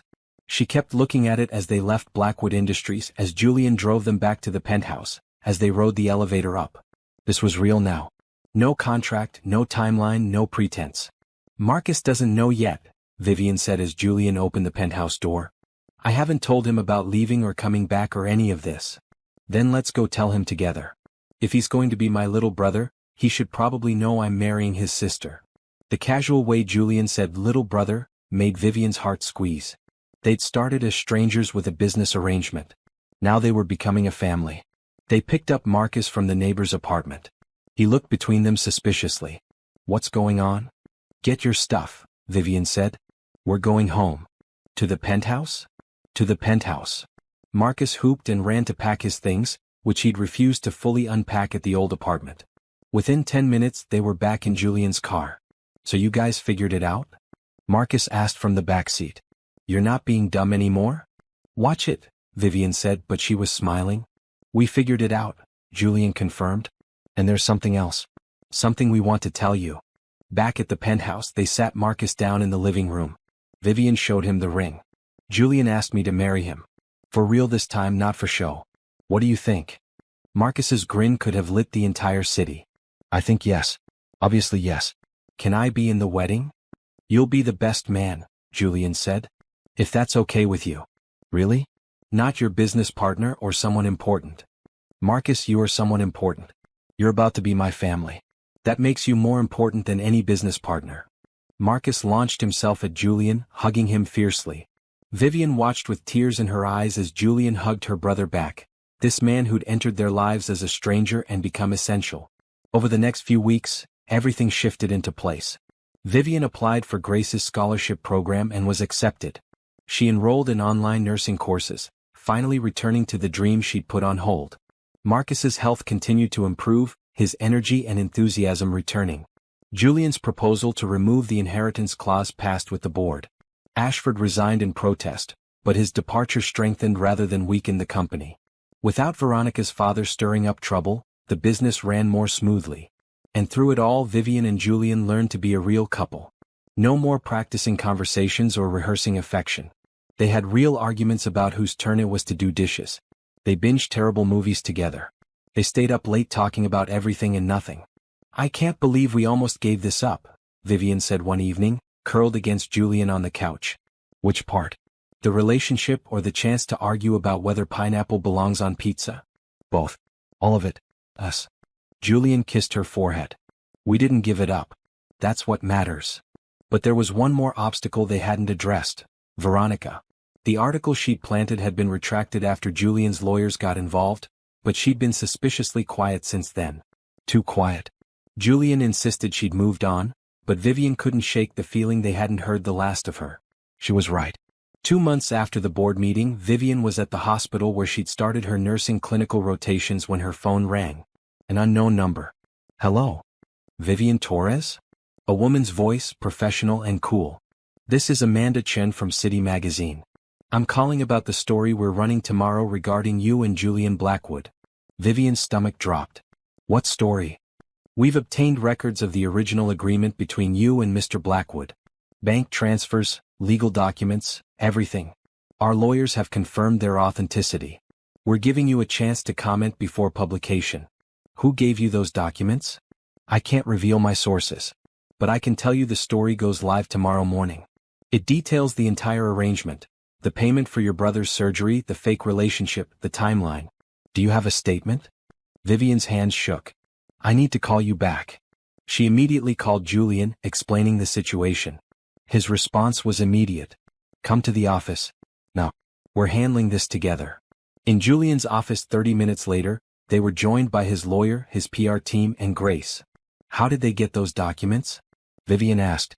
I thought your lawyers had everything sealed. They did, the lawyer confirmed. But Veronica was with Julian when he first drafted the agreement. If she took photos or made copies before we secured everything, she could have held on to them, Grace finished, waiting for the right moment to use them. So what do we do? Vivian asked. The article comes out tomorrow. Everyone will know the truth. The PR team offered various strategies. Deny everything, claim the documents were forged, threaten legal action. But Julian shook his head to all of them. We tell the truth, he said. All of it. Julian, that's a huge risk, his lawyer argued. So is continuing to lie. Vivian and I started this relationship dishonestly. We've spent months building something real on that foundation. If we want a real future, we need to be honest about the past. The media will have a field day, the PR director warned. Let them. We'll do it on our terms in our own words. Not through some magazine article, but directly. Julian looked at Vivian. If you're willing. She thought about it. About the scrutiny, the judgment, the inevitable criticism. But she also thought about starting their marriage with honesty, about not spending years looking over their shoulders waiting for the truth to come out. I'm willing, she said. What did you have in mind? A press conference. Tomorrow morning before their story drops. We tell everyone exactly what happened, how it happened, and what it became. That's bold, Grace said. I like it. They worked through the night, preparing a statement, coordinating with media outlets, setting up the press conference. At 2 a.m., exhausted and running on coffee, Vivian found Julian standing alone by his office window. Having second thoughts? She asked. About the press conference? No. About everything else? Constantly. He turned to her. I keep thinking about that night at the hospital. If I'd walked past you instead of stopping, if I'd chosen someone else, if any number of things had been different. But you didn't walk past. You stopped. You chose me. Best decision I ever made. Even with all this chaos, even with Veronica's vindictiveness and media scrutiny, I'd do it all again. Me too. They stood together, looking out at the city, drawing strength from each other for what was coming. The press conference was scheduled for 9 a.m. in the main conference room at Blackwood Industries. By 8:30 the room was packed with reporters, cameras and curious onlookers. Vivian wore a green dress that Grace had helped her pick out, simple but professional. Julian wore his standard suit but looked more nervous than she'd ever seen him. Ready? He asked, taking her hand. No. But let's do it anyway. They walked to the podium together. Flashes exploded. Questions were shouted. Julian held up a hand for silence. Thank you all for coming. Vivian and I have a statement to make regarding our relationship. He looked at her and she nodded. 4 months ago we entered into an arrangement. I needed a girlfriend to satisfy a clause in my grandfather's will. Vivian needed money for her brother's medical care. We agreed to pretend to be together for 6 months. The room erupted. Julian waited for quiet. What started as a business arrangement became something neither of us expected. We fell in love. Not because we planned to, not because it was convenient, but because we spent time together and discovered we genuinely cared for each other. Vivian stepped forward. I won't pretend our beginning was noble or romantic. I accepted Julian's offer because I was desperate. My brother needed heart surgery and I had no way to pay for it. Julian gave me that chance and yes, I took his money. But somewhere between the fake dates and rehearsed conversations, something shifted. Julian became someone I trusted, someone I relied on, someone I loved. The arrangement ended the day we admitted our real feelings to each other. Everything since then has been genuine. A reporter shouted, So you admit you were using him? Initially yes, Vivian said steadily. And he was using me to satisfy his grandfather's requirements. We were honest with each other about that from the start. What we weren't honest about was what it became.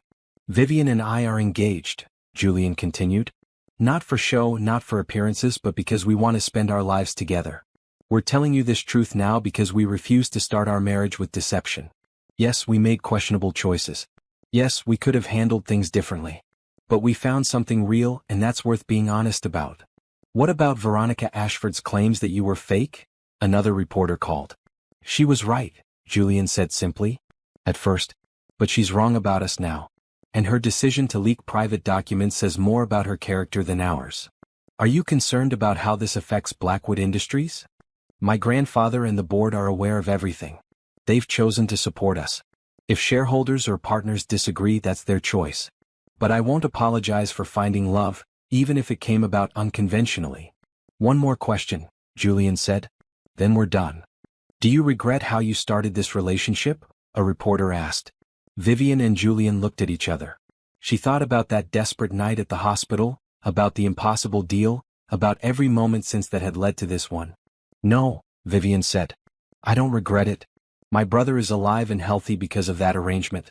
I found the man I'm going to marry because of it. Sometimes the right thing comes from imperfect beginnings. Sometimes the best relationships start with honesty about what we need, Julian added. We needed each other. That was real from day one. Everything else just grew from there. They left the podium hand in hand, ignoring the shouted follow-up questions. Back in Julian's office, they collapsed on the couch. That was terrifying, Vivian said. That was necessary. Julian pulled her close. Whatever happens now, at least we told our story.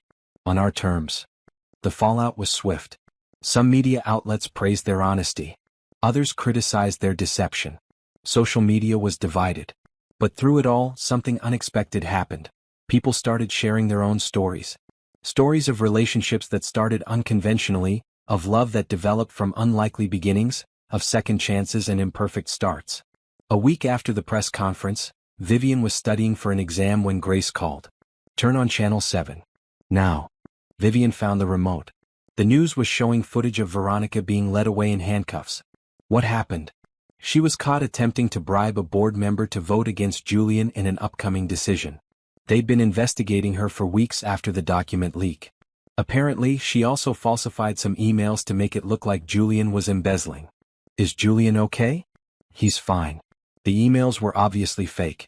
But Veronica's in serious trouble. Fraud, attempted bribery, corporate espionage. She's looking at real legal consequences. Vivian should have felt triumphant. Instead, she just felt sad. Sad that Veronica had been so consumed by bitterness that she destroyed her own life trying to destroy theirs. I almost feel sorry for her, Vivian admitted. Don't, Grace said. She made her choices. You and Julian made yours. Hers led to handcuffs. Yours led to happiness. That's justice. As Vivian watched the news coverage, Julian came home early from work. He saw what she was watching and turned off the TV. Don't waste energy on her, he said. She's not part of our story anymore. I know. It's just sad. All that anger, all that effort, and for what? For nothing. Julian pulled her up from the couch. Come on. I want to show you something. He led her to the terrace, where he'd set up a small table with dinner and candles. What's this? This is us celebrating being done with drama. Done with arrangements and press conferences and legal troubles. This is us having a normal dinner on a normal Tuesday because we're a normal couple. We're not normal. You're a billionaire CEO and I'm a nursing student living in a penthouse. Okay, relatively normal. He pulled out her chair. The point is, we survived. We told the truth, weathered the storm, and came out stronger. That's worth celebrating. As they ate and talked and laughed, Vivian realized he was right. They'd faced everything together. Media scrutiny, family pressure, Veronica's revenge, their own fears. And they'd survived all of it. This was what real love looked like. Not perfect beginnings or fairy tale meetings, but two people choosing each other again and again, through every challenge. I love you, she said suddenly. Julian smiled. I know. You tell me every day. I mean, I really love you. The real you. The man who stayed at the hospital, who plays video games with Marcus, who makes terrible jokes during movies. I love the person you are when no one else is watching. Good, Julian said, reaching for her hand. Because that person loves you back. All of you. The stubborn parts, the scared parts, the brave parts. I love the woman who yelled at me in her tiny apartment, who stood up to my entire board, who took a chance on a desperate billionaire in a hospital parking lot. Best worst decision I ever made. Same. They clinked their glasses together, toasting to imperfect beginnings and honest futures. To love that grew from need but became something more. To choosing each other every single day. And somewhere in the city below, life went on. But up here, in this moment, they had everything that mattered. 6 months after the press conference, Vivian stood in front of the mirror in a suite at the Blackwood estate, adjusting the skirt of her wedding dress. It was simple and elegant, ivory silk that fell in soft waves to the floor. Nothing like the elaborate gown Catherine had initially suggested, but perfect for what Vivian wanted. A celebration of love, not a spectacle. You look beautiful, Grace said from the doorway. She was already dressed in her bridesmaid gown, a soft green that complemented Vivian's dress perfectly. I look nervous. You look both. It's allowed. Catherine bustled in carrying Vivian's bouquet, simple white roses with touches of blue. Oh, sweetheart. You're stunning. Julian is going to cry when he sees you. He better not. I specifically requested no crying at this wedding. Too late, Marcus said, poking his head in. I'm already tearing up and we haven't even started yet. Vivian laughed. Her brother looked so grown up in his suit, acting as Julian's best man as promised. In the past 6 months, he'd shot up 3 inches and his health had never been better. He was back in school, thriving, even talking about studying computer science in college. How's Julian? Vivian asked. Pacing. Checking his watch every 5 seconds. Generally acting like a man who can't wait to marry his best friend. Marcus grinned. It's pretty great actually. A knock on the door revealed Thomas, distinguished in his formal suit. Ladies, gentlemen, it's time. The guests are seated. The minister is ready. And my grandson is about to wear a hole in the carpet from pacing. This was it. Vivian took a deep breath. You okay? Grace asked quietly. More than okay. I'm ready. The wedding was being held in the estate gardens, just as Catherine had hoped. Late spring had brought perfect weather, warm sunshine and clear skies. White chairs were arranged in rows, filled with people who'd become important to Vivian. Her nursing school classmates, neighbors from her old building, staff from the hospital where Marcus had his surgery, colleagues from Blackwood Industries. But as Vivian stepped out and saw Julian waiting at the altar, everyone else faded away. He wore a charcoal gray suit and the smile that she'd fallen in love with. The one that reached his eyes, that made him look younger and happier and free. Marcus walked her down the aisle, his hand firm in hers. When they reached Julian, Marcus placed Vivian's hand in his. Take care of her, Marcus said seriously. Always, Julian promised. The ceremony was simple. They'd written their own vows, wanting to speak their truth after months of pretending and performing. Vivian, Julian began, his voice steady despite the emotion in his eyes. We met in the worst possible way, under the most desperate circumstances. I proposed a business arrangement and you accepted. But somewhere between the fake dates and practice conversations, you became my best friend. You challenged me to be better, to be kinder, to be more than just my work. You taught me that love isn't about perfect beginnings or impressive gestures. It's about showing up every day even when things are hard. Especially when things are hard. I promise to show up for you, for Marcus, for the family we're building. I promise to love the woman you are now and the woman you'll become. I promise to never take you for granted, to always see you, to choose you every single day. Vivian's turn. She'd memorized these words, written and rewritten them a dozen times. But standing here looking at Julian, she spoke from her heart. Julian, you saved my brother's life. But more than that, you saved mine. I'd been surviving for so long that I'd forgotten how to live. You reminded me. You showed me that asking for help isn't weakness, that accepting kindness isn't shameful, that sometimes the best things come from our most desperate moments. You could have chosen anyone that night at the hospital, but you chose me. And every day since, I've tried to be worthy of that choice. I promise to be honest with you even when the truth is hard. I promise to stand beside you, to fight for us, to build a life that's real and messy and beautiful. I promise to love you not despite how we started, but because of it. Because our story proves that sometimes the right thing comes from imperfect beginnings. The minister smiled. By the power vested in me, I now pronounce you husband and wife. Julian, you may kiss your bride. Julian cupped Vivian's face gently, his thumb brushing her cheek in the gesture that had become familiar and precious. When he kissed her, it was soft and sweet and perfect. The assembled guests cheered, but Vivian barely heard them. This moment was just for them. As they walked back down the aisle together, married now, Vivian caught sight of faces in the crowd. Her old manager from the Sterling room, crying happy tears. The nurse who'd been so kind during Marcus's surgery. Grace's foundation coordinator who'd processed her scholarship. Dr. Peterson, Marcus's surgeon. And in the back row, surprising but welcome, Richard Sterling. He'd reached out a month ago to apologize for his involvement with Veronica's schemes, admitting he'd been manipulated. Julian had been gracious, and their companies were now working together on a joint project. The reception was held in a large tent on the lawn, decorated with lights and flowers. Dinner was served, toasts were made. Thomas gave a touching speech about watching Julian grow from a scared boy after his father's death to the confident man he'd become. Grace told embarrassing stories from their childhood that made Julian groan and Vivian laugh. Then it was Marcus's turn. I'm 12, he began, so I don't know much about love or marriage or any of that grown-up stuff. But I know my sister. I know she used to work 3 jobs and still come home smiling. I know she gave up her dream so I could have surgery. I know she's the bravest person I've ever met. His voice got thick with emotion. When Julian came into our lives, I was scared. Scared he'd hurt her, scared he'd leave, scared of hoping things could actually get better. But he didn't leave. He stayed. He showed up at the hospital every day. He explained complicated tech stuff to a kid he barely knew. He made my sister laugh again. Marcus looked at Julian. You made our family bigger when I thought it would always just be the 2 of us. You gave Vivi a chance to go back to school, to chase her dreams again. You gave me a brother. I know this wedding is about you guys, but I wanted to say thank you. For choosing us. For staying.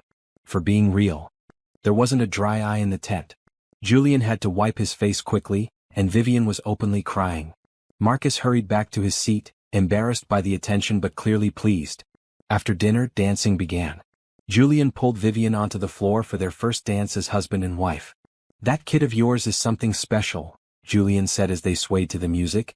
Our kid now, Vivian corrected. You married into this family. Best decision I ever made. They danced, lost in each other until other couples joined them. Catherine danced with Thomas.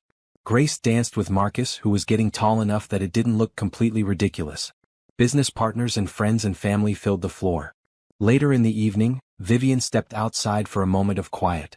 The party continued behind her, but she needed to breathe, to process the magnitude of the day. Julian found her by the garden fountain, staring up at the stars. Hiding from your own wedding? He teased. Just taking it all in. 6 months ago we were lying to everyone about being together. Now we're married for real. Life moves fast. Too fast. No. She turned to him. Just fast enough. Julian wrapped his arms around her from behind, and they stood together in comfortable silence. The party noise faded to a pleasant hum. Somewhere Marcus was probably monopolizing the dessert table. Grace was likely networking with business contacts even at a wedding. Catherine was probably planning their first anniversary party. What are you thinking about? Julian asked.